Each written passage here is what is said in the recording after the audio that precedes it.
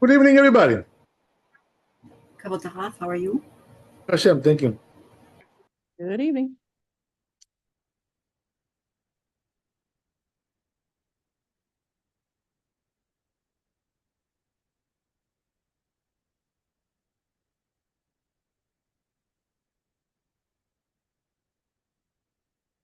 Okay.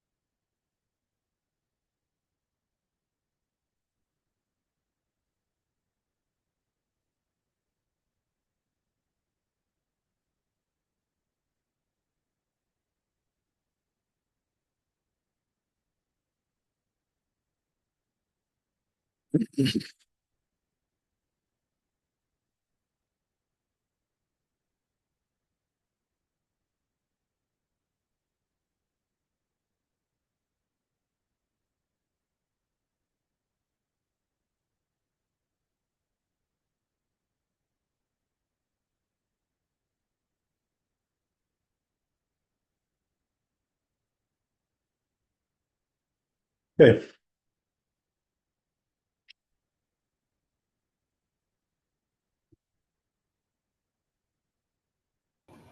Kabbalah, we were in the middle of the tour in this same half bet, Okay. meaning we were back and forth.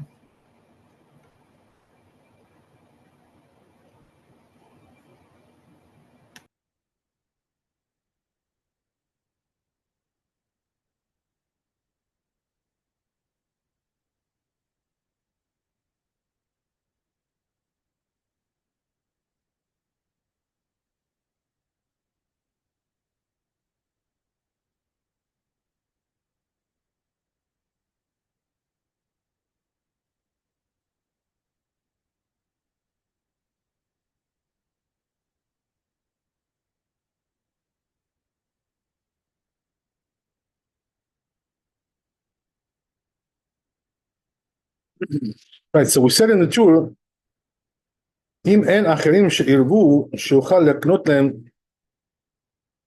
if there's no other people there that made an arrow that is able to give them the food, התירו לו חכמים משום כדי חייו. So then, right, we said they allowed him to do something minimalistic. So regarding that, it says Bet Yosef, Bet Betzah, second paragraph Betzah, כפה לכון בד, המתניתין זה שלושה דברים רבי גמליאל מחמיר כדברי בית שמאי. So it says there's three things that Rabban Gamliel is machmir, stringent, like Bet Shammai. And tomnin et hachamin. What is that? Yom Tov, Shabbat. That we don't insulate, right? From Yom Tov to Shabbat. That's what we spoke about yesterday. Amrinan b'Gemara echidame. So Gemara asks, what is that talking about? What kind of case is that? If he made eruv, my Tama the Bet Shammai. So then why would Bet Shammai say you cannot make, right? You cannot insulate. If he didn't put eruv tavshilin, my Tama the Bet Hillel. So how does it Bet Hillel allowing that? Amar Ravuna. So when Ravuna answers, le'olam shelo iniach eruv tavshilin. So we're talking about a case where he didn't put eruv tavshilin. But nevertheless, they allowed him to do the minimalistic. Ravuna goes going to his reasoning that it says, Misha lo iniach eruv tafshilin. So it says, right, whoever didn't put eruv tafshilin, ofin lo pat echad. So what do, right? We allow him to have one loaf of bread. Bashilin lo kedera echad, and one cooked dish. Chamimin lo kiton echad, and we give him one, right,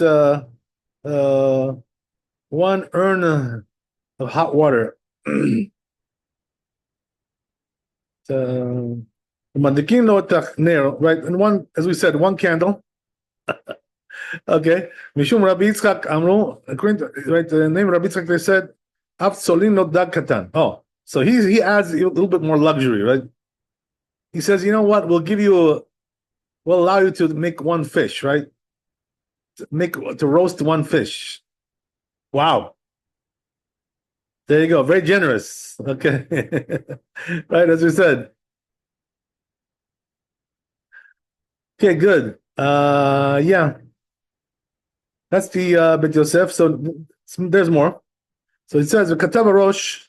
He brings the Rosh, right? Yesh medakdekim medakatan ofin lo bashlin lo mashma de'achrim osin lo aval lo hu atzmo. Oh, okay. So right, so this is interesting, right? That according to the language of this Gemara we just read, it kind of implies that others can do for him, but he cannot do this for himself. So some say that that's the way it is. Right? The Rosh brings that down. אבל לא הווה עצמו, but לא הוא עצמו, but not himself. Veleta, so he says it's not correct, this presumption, whatever, this deduction, not correct. שאם יש אחרים שעירבו, because if there are others who made an eruv, יקנה להם קמחו, he could just give them his food, right? And then he's not really limited, as we said, right? He can do whatever he wants. In other words, he can have as much as he wants. Ve'asulo kol tzorchav. So they're going to do everything, right? All his needs, these people. All the my kamar says, furthermore, that which he said, mishum kadeh chayav, right? In order to just have enough to survive, right? Sharule, they allowed him to just that much. Harabanan ma tzorchu le'ter zeh. Why would they need that if he's able to give his produce to somebody else, right, and let them do it, by them acquiring it? So he says, therefore, we're talking about a case where nobody made an eruv here, right? That can help him here.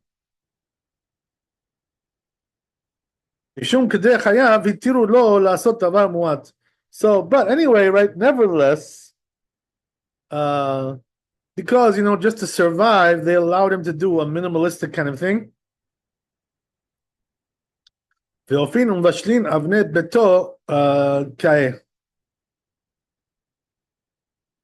he says, that what he says, right, that we bake and cook, he says it's talking about his family members.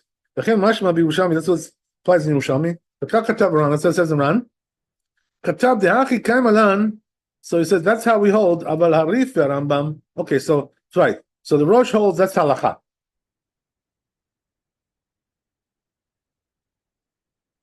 Now we're going to see the opinion of the Rif and the Rambam, right? Hishbitu high. Oh, so he says, right? They left out this halacha. Oh, what does that mean? Memra de Ravuna. Not really halacha, but they left out this statement of Ravuna. Katav Rav Magid, says Rav Magid, Shem Sovrim Shena Halacha. They hold that Rav Huna, we don't paskin like that. Oh. So what does that mean? That apparently we don't even allow him to cook anything, right? Not even minimalistic. I do have a question. So if the whole community, something happens like an earthquake and no one did an eruv, so what's going to happen? Oh boy. Like no one did, so everybody's going to be getting just a loaf of bread, one dish. an urn of hot water, and that's it. Okay, but let me just ask you one question. Why did we need the earthquake here? What was that? What was that for? You never know. Tornadoes or something. What's the purpose of that? In other words, that there's an earthquake or a tornado. That it didn't allow to do the Europe on time. Oh, I see. Okay. There was some kind of a natural disaster. Yes. Okay. And because of that, they couldn't make the Eruv, right? Whatever. Community as a whole. Yes. So what are we gonna do? Right? That's the question. Well, hopefully somebody, the rabbi made it for everybody, that would save everybody in a case like that. What if like one person made their own personal Eruv? Could everybody go over their house and cook? Yeah, so we spoke about that yesterday, that his Eruv doesn't permit others to cook there. So it doesn't permit For others themselves. Okay, so like if I don't know, if Hani made an Eruv and I couldn't go over her house and cook. If she made an Eruv, you're saying, I'm sorry. She made one, Right. but I forgot. You didn't, right? So she made, you forgot. Okay, so then what happens is like this, right? That you will give her your produce and she'll do it. Okay. She'll have to acquire your groceries. But I couldn't help her cook. Yeah, it seems like that. Yeah, sure. Yeah, you cannot do it. Yeah. Okay. They have to do it for you.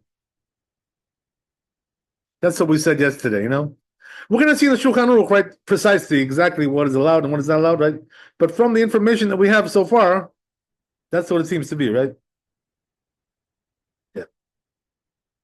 Okay. So anyway, that's the story there. So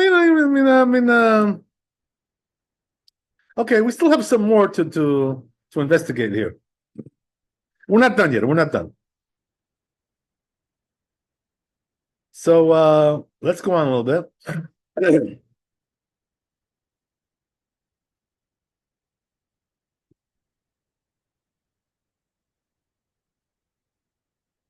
We're gonna see, by the way, that for somebody who forgot to make an eruv, there is a way to do it, like a late eruv.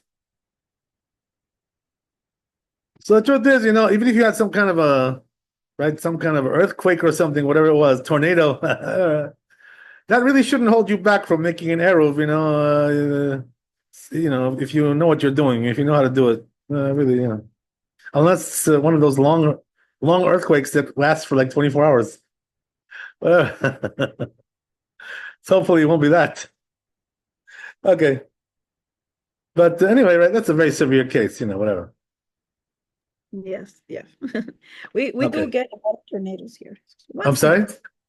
We do get, I started thinking, we get a lot of tornadoes in California, tons of. Well, I hope you didn't have a dream like that. You didn't dream about that, because then we have to watch out. No. Okay. Okay. All right. So whatever, right? It is what it is. Okay. So let's get back to where we were, right? So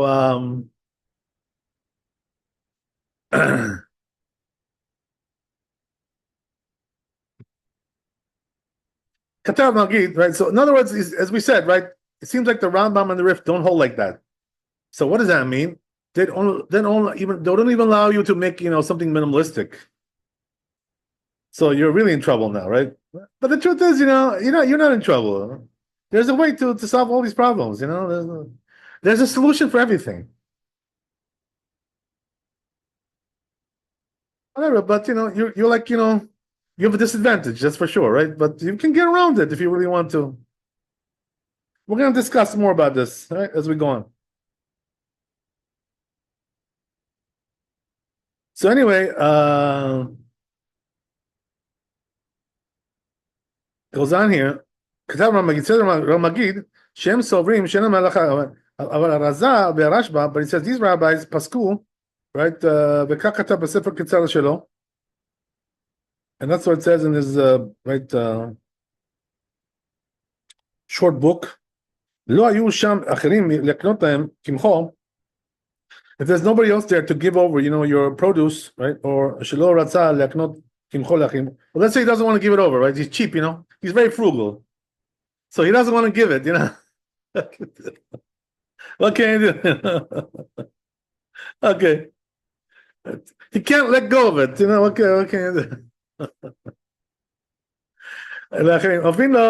That seems tzum. So right, so he says, right, we bake for him, very, very minimalistic. Pat echad, one loaf of bread. The tomlin lo kedera echad, and also right, we insulate one pot, right? Again, back to the insulation, right? Whatever. V'tzolin lo dag katan, and also, we roast that little fish, right, for him. Umadlikin lo et haner, and then we light the candle, right, as we said. Okay, so all these things, right? So it seems to be a machloket, right? We have on the one side the Rosh and the Rashba and the Razah. On the other side, we have the Rambam and the Rif, who don't even seem to allow that. Okay.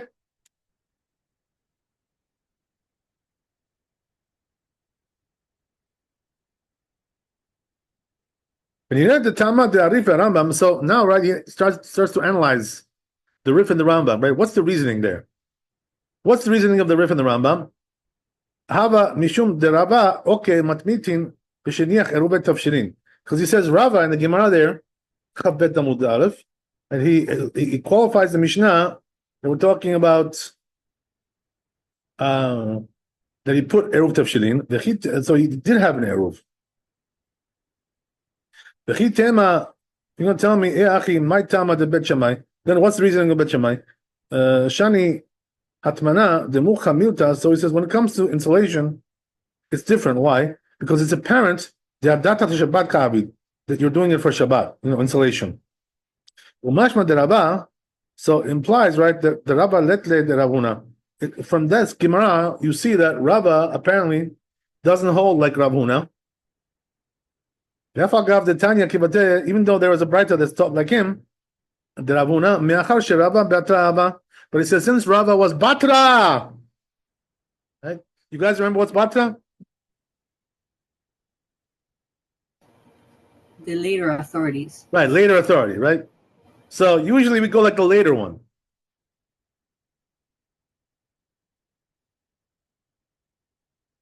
So he didn't hold by that, So we also don't hold like that. So in other words, tells you Bet Yosef, right? This is the reason why the Rif and the Rambam don't go like this opinion. Because they think, this is like antiquated, old-timer, old-timer halacha. But the new guys, don't paskin that way, you know what I mean? The new kids on the block, right? They don't paskin that way.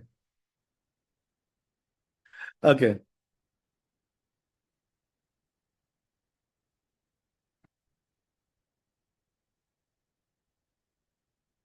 That's why, by the way, this concept of batra, that's why a person, it's also written in the Talmud, Masechet Pesachim, that a person should always try to go like the big rabbi of his generation, and not the former generations. Whatever the big rabbi says in your generation, you should do like that. Because he is the batra. Right? So what do I care if he's the batra?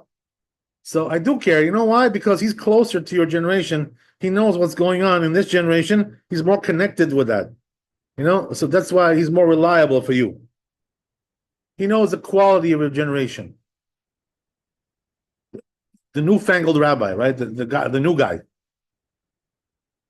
That's the reason why.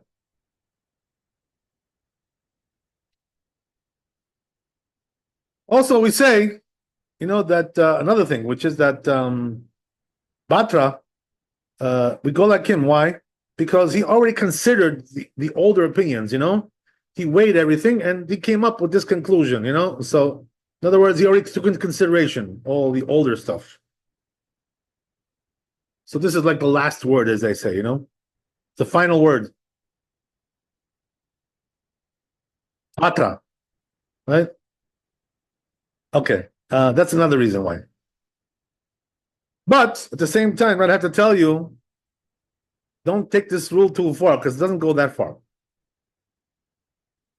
What do I mean by that? Don't tell me, right? Oh, you know what? I'm going to argue with the Rambam, because I'm Batra. Is that true? Can you do that?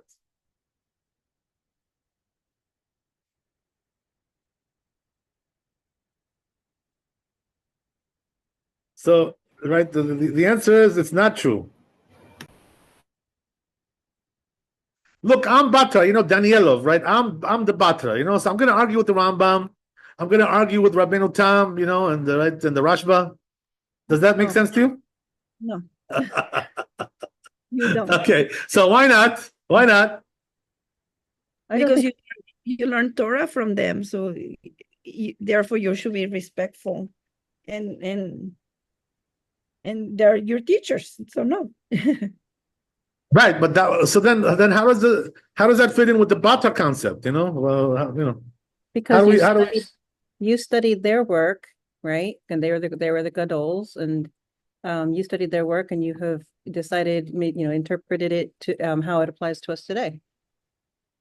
Right. So I understand you guys what you're saying, but let me tell you, right, something you need to know here. Right. These are very important rules for halakha. Okay. If you break these rules, you're crossing a red line. Watch out. Right. So what are the rules that I'm talking about? There, on the one hand, we have the rule of batra, right, which is very much in existence. Very much it does take effect, very much so. But on the other hand, we have this rule also about the various periods, of the rabbis, right? So as you know, right, we have the Tanaim, these are the rabbis of the Mishnah, right? Then we have the Emoraim, who are the rabbis of the Gemara. That's a different period, right? Then after that, we have the Geonim, right, who are after the Talmud. Then we have the Rishonim, right? That's where the Rambam comes in, right? The Rambam, the Rif, these are the Rishonim, But they write the it as Rosh. they write it as commentaries. They don't go against the main source. They just write what they think about it in their own Okay, words. okay. they're I'm listening. not- I'm listening to you. So they're not confronting. They're actually commenting on the Mishnah and the Gemara, and Okay. the debates concerning this. So they just write it down, but they never cross out something, or they don't Okay, I'm go. listening to you. I'm listening to you, but I have to tell you something very important to understand. That, as we said, right, then we have the Rishonim. And after the Rishonim, what do we have? We have the Achronim, right? The later authorities. So I just gave you like 5 different periods, right? Okay. So why do we have these periods? What's the point? What's the significance of that? If we go like Batra, so then forget about the periods. What do we need them for? So the answer is, when we say that we go like the Batra, that means only the rabbis of that period that you're in. You understand? So in other words, we're allowed to argue with the Achronim because we're in the period of the Achronim. You know what I mean? But we're not allowed to argue with the Rishonim. Why? Because the Rishonim are in a former period, earlier period, right? And those rabbis, we cannot argue with them. What's the reason why? Because those rabbis were bigger than we are. We can't compare them. We're like, little cockroaches compared to them. You understand? That's why the Amoraim, they didn't argue with the Tanaim because they were not on the level to do that. And the Geonim didn't argue with the Amoraim because they were not on the level. Right? And so forth and so on, right? That's the idea, So this is the reason why I can't argue with the Rambam, right? Or the Rashba, right? Or the Ritva. Why? Because I'm not a Rishon, I'm an Acharon. I'm a later guy, right? Later authority, If you think I'm an authority, maybe you don't think that way, right? Maybe you think I'm just a joker or whatever, but seriously, right? I'm just giving you an example, right? But that's the way it is, So you cannot argue with somebody who was before your period, in the period before. That's a no-no. Red line. Right? And if you do that, you consider to be arrogant rabbi, arrogant person, somebody who doesn't know his place. You don't know your place. You got a problem. Your ego is too big. Oh. That's basically what it is. So so in other words, on the one hand we have the bata, on the other hand we have the issue with the periods, we can't go to the period before us. All the more so the one before that. All the more so. We're not on the level to do that. That's the idea. But, right, there is one exception to that, which is that the earlier Rishonim, like the Rambam and the Rif, right, and so forth, so on, they did argue with the Geonim, even though they were one period before. Right? Because they felt that they were big enough to argue with these guys, they weren't scared, they weren't intimidated by that. So they're only about 100 years, 200 years apart, so that's why, they had no problem with that, to argue with them, So you will find that the Rambam will argue with the Geonim, right, and the Rif, right, and all these big rabbis, whatever, right, they do argue with the Geonim. But the Rosh, right, who was about 300 years after the Rambam, he says, don't argue with the Geonim, don't do that. Do me a favor, Why is that? Because he's already, in a different period. He's already like 500 years after the Geonim, So then what business do you have arguing with them? I mean, not allowed to do that. That's the thing. So I hope I clarified this for you a little bit, right? Because if you Yes. I think you had mentioned it before. It's okay, very good. Okay, very good. Yeah. Just wanted to recap that one more time, make sure you understand these things. So batra means, right, within your period, but not before. Forget about that. Right? Okay. So that's the story there. Let's go on.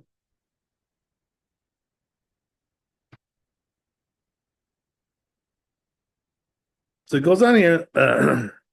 רבנו שכתב שאפילו הוא עצמו נראה שהוא סובר כמו הרשב"א. So he says, but the Tur seems to hold like the Rashba, right?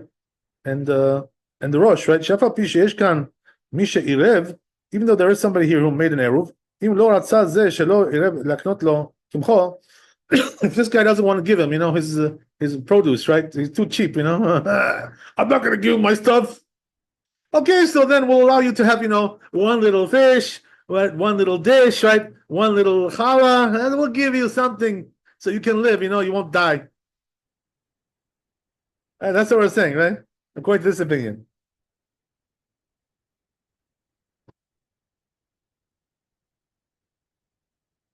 ואפשר שסובר שכן הוא דת הראש, right? So it seems like he holds also that's the opinion of the Rosh. וגם כן, אף על פי שדבריו סתומים, right? So it says, even though his words are not so clear, the Rosh, a little bit vague, the language there. דהילו כדמשמע לכאורה דברי הראש דווקא בדליקה מן דערב עירה. So it's because, it could be interpreted that the Rosh is talking about where there was nobody there who made an eruv. And that's why you have to resort to this, right? Last resort here. Aval ikaman de'irev. So he says, but there is, right, one that, if there is one who made an eruv, right, no, then not so. You don't have to resort to that. Right? ואפילו הוא עצמו דקאמר הוא דכיוון דאין כאן מי שעירב הוא אחרים שווים הם. Right, so he says that, and here he says, you see from there, right, that since we have nobody here, somebody who made an eruv, we don't have anybody like that, right? So he says, therefore, him and others are all equal. They're all in the same boat, right? They don't have an eruv. Nobody has an eruv. That's the problem, right? They're all negligent. In other words, I don't think it was an earthquake there. Okay, whatever, right? So it says, I found also, it says like the Rashba, the Tshuva Ashkenazit, right? Okay. Maharam, right? This is a rabbi that came from Germany, so they call him Ashkenazit, right? Which means German. The Zelesh, this is what it says, right? So it says, seems to me also,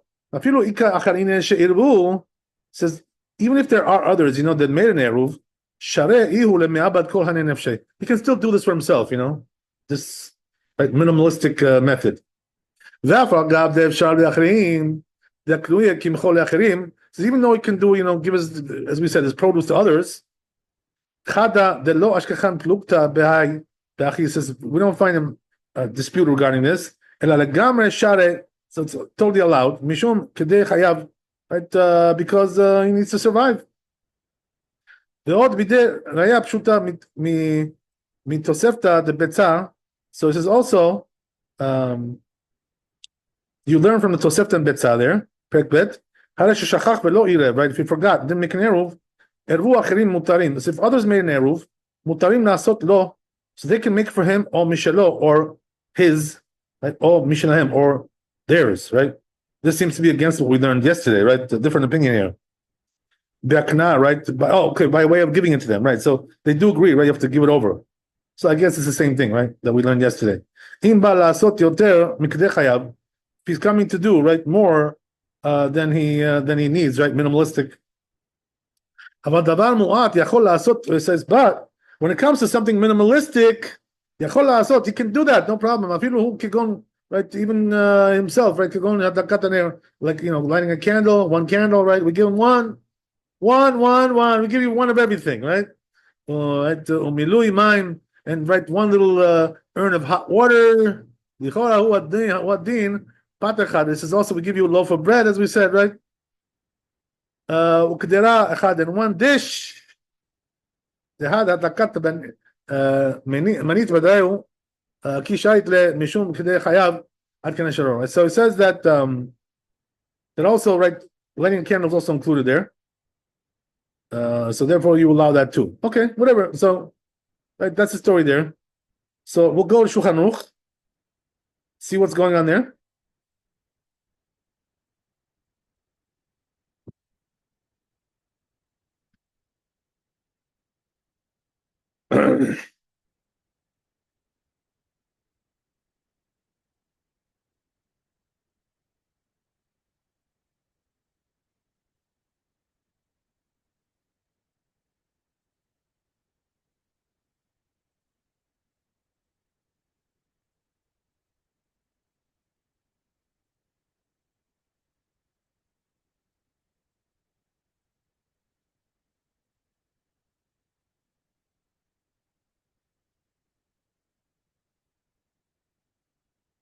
So it says in Shulchan Aruch, מי שלא עירב כשם שאסור לבשל לעצמו. So now, right, this is the bottom line, right?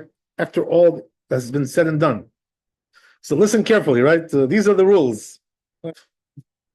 מי שלא עירב, right? If he didn't make an eruv, כשם שאסור לבשל לעצמו, just like he's not allowed to cook for himself, כך אסור לו לבשל לאחרים. He can also do for others, right? That was your question there. You cannot do for others either. Even in their house, right? You go to his house, you cannot do. Right? Also, others cannot do for him. So it goes both ways, two-way street. Right? Then takana, right? So he says, so then what recourse does he have? What's his recourse? So what you got to do is, right, don't be cheap, don't be frugal. Give your produce to somebody else, right, and let him take care of it. That's what you got to do, right? You're giving it as a gift, right? Don't try to now sell it to him, don't be a wise guy. Hey, don't be a businessman now, right? It's not the time for that. Just give it to him. Right? Right? So what do? They're gonna cook that stuff, right? And give him also a little portion, why not? It could be a big portion also. It doesn't say how much they can give him. So it seems like there's no limit, they can give him a nice big portion, So make him nice and happy. It's all good. Right?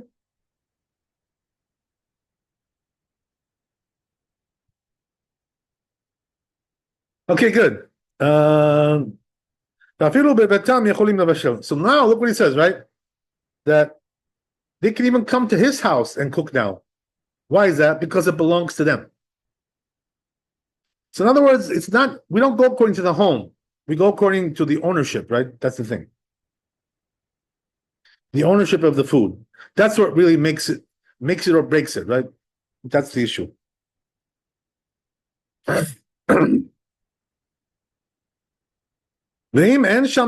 So it says, now we have the other right scenario, right? The more darker scenario, right? Which is what? There's nobody else there who made an eruv, right? They're all sleeping, right? They're all sleeping, these guys, right? Nobody made an eruv.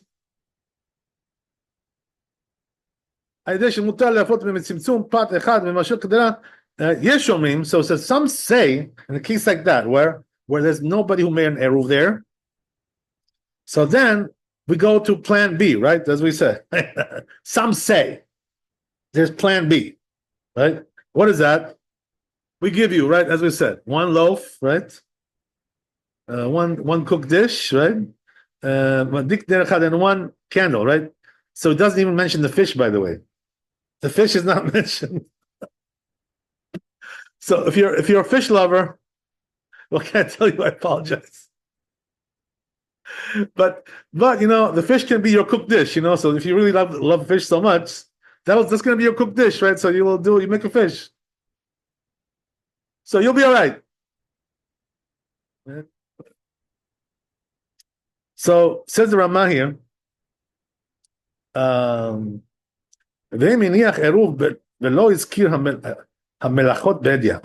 so now, right, he goes into a different scenario here, right? Which is that, let's say he put the eruv, but you know what? He didn't mention, he didn't make the declaration, right? I'm allowed to bake, I'm allowed to cook, I'm allowed to light the candles, right? He didn't say nothing to that. I'm allowed to insulate. He didn't say that. So now what's the rule, right? Does the eruv take effect or not? It shouldn't, because he omit that. Okay, let's see. So it says, right? Right. So this is what he said, right? He made a declaration, but not the proper declaration. Instead of saying, right, all those things we mentioned, he just said, we'll be able to do everything, all our needs with this, He didn't mention cooking, baking, insulation, right? Candles. So it looks like you were right? The Ramah says, right? It's like you did nothing there. Wow, that's pretty sad. So you made an eruv, but you didn't make the declarations, right? So that means your eruv is no good. That's what he paskins here. Wow, pretty shocking. Okay.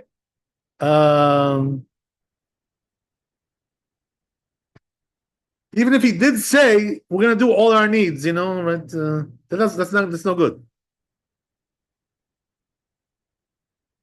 ומי שמתענה ביום טוב אסור לבשל לאחרים אפילו לצורך בו ביום. דהווה כמי שלא הניח עירוב שאינו מבשל לאחרים. So another thing he points out here, the Ramah, is something interesting. Let's say, right, a person is fasting on Yom Tov. Right? By the way, now let's stop right there, right? Why would anybody be fasting on Yom Tov? You're supposed to eat on Yom Tov, no? Anybody have an answer for that? Can you repeat that? I'm sorry. The question is, why would anybody be fasting on Yom Tov? They You're not should, supposed to but be fasting on Yom Tov. what about like ameliorating a bad dream or something like that? Not There you go, right? That's the answer, right? That it is allowed, according to Shulchan Aruch, if a person wants to do this, right? He wants to fast on Shabbat or Yom Tov to annul, right? A bad dream, right? Which was a scary kind of dream, right? So he wants to fast for that. So he's fasting on Yom Tov. So he says, right, the Ramah here, asur lebashel la'acherim. So he's not allowed to cook for other people. You know why? Since he himself is not eating, so he says it's like he didn't make an eruv, because that would be meaningless, right? And therefore he says you're not allowed to cook for others either. Interesting. So we bring this from certain sources. No, Mahariv over here, right? The first halacha came from Or Zarua. So the Bet Yosef didn't bring these halachot, but he brings them down here, the Rama. So I'm not really sure if the right Maran Bet Yosef would agree with these halachot. They would have to be examined a little bit to see what's going on with that. But anyway, the Rama paskins like that, right? He brings these things, and because we didn't see them in the Bet Yosef, these things. So anyway, right? He says here that it's like you didn't make an eruv, why? Because you're fasting, so therefore you cannot even cook for others as well. Obviously, you're not going to cook for yourself because you're not eating, right? So okay, so yeah, that's okay. So right now, don't get any ideas, Esther, about this. About fasting now. No, but I was thinking, okay, so what about if the tornado happens and he was the one that did the eruv, and now he's fasting. Now we make him. Oh boy! Oh boy! Oh boy! Now we're really in trouble. Now we're really in trouble. Doomsday predictions, right? As they say. Okay, but anyway, right? The point is like this. Let me just point out this for you because you should know, right? Even though it says in Shulchan Aruch, right, that a person who had a scary dream is allowed to fast on Yom Tov and Shabbat, right? But two things I have to say about that. Number one is that not every dream, is like that. Only where like you woke up and you were scared, like you were kind of shocked, frightened. So if you had a dream like that, or it's one of those dreams, that it says in Shulchan Aruch that they have bad connotations. There's a few of them like that, So if you had one of those bad, scary dreams, whatever, that are known to be bad, or they scared you a lot, so then a person is allowed to fast, right, to nullify, the implications of that dream. But the truth is, that in the later authorities, nowadays, they say, that a person, first of all, he's not obligated to do this, to fast on Shabbat. So what he can if he wants to just be okay and eat, right, he can do that, and rely on Hashem, to save him from all kinds of issues. So it's not an obligation to do this, and some even say, by the way, that nowadays it's not so good to do this, but the truth is that if it's one of those dreams that's mentioned in the Talmud and the Shulchan Aruch, that they have bad connotations. So there, there's more of an issue there, to fast really, because they're known to be like bad dreams, those dreams. So those you have to watch out for more, But if it's just something, a little bit shocking, whatever, that can happen,